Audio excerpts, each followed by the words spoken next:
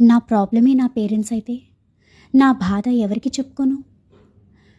నా పేరు అక్షర. నేను చదువులో చురుగ్గా ఉండేదాన్ని. అయితే ఒకరోజు స్కూల్ నుండి హ్యాపీగా ఇంటికి వస్తూ రేపు ఎలక్యూషన్ కాంపిటీషన్ గురించి అమ్మకి చెప్పి తన హెల్ప్ తీసుకుని ఎలాగైనా గెలవాలి అనుకున్నాను. కానీ ఇంటికి వచ్చేసరికి అమ్మ నానమ్మ ఏదో విషయంపై గొడవ పడుతున్నారు. ఇంట్లో వాళ్ళు గొడవ పడితే నేను అస్సలు తట్టుకోలేను. వెంటనే లోపలికెళ్ళి దేవుడా వీళ్ళు ఎలాగైనా గొడవ ఆపేయాలి అని మనసులో అనుకుంటూ ఫ్రెష్ అయ్యి వచ్చేసరికి అమ్మ నాకు ఇష్టమైన స్నాక్స్ చేసింది. కానీ ఇదిగో తీసుకో అని కోపంగా ప్లేట్ అక్కడ పెట్టి లోపలికి వెళ్ళిపోయింది. చాలా బాధేసింది. అసలు తినాలనిపించలేదు. వెంటనే అన్నయ్యతో నా బాధను చెప్పుకున్నాను.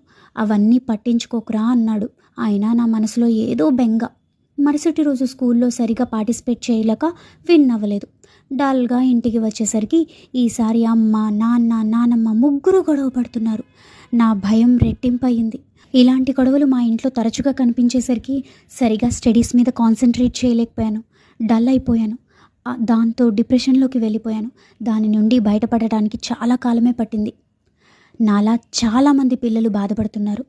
ఆర్గ్యుమెంట్స్, లౌడ్ వాయిసెస్ అండ్ టెన్షన్స్తో కూడిన వాతావరణం పిల్లలకు అస్సలు మంచిది కాదు. పేరెంట్స్ ప్లీజ్ ఆలోచించండి. Follow for more. Thank you.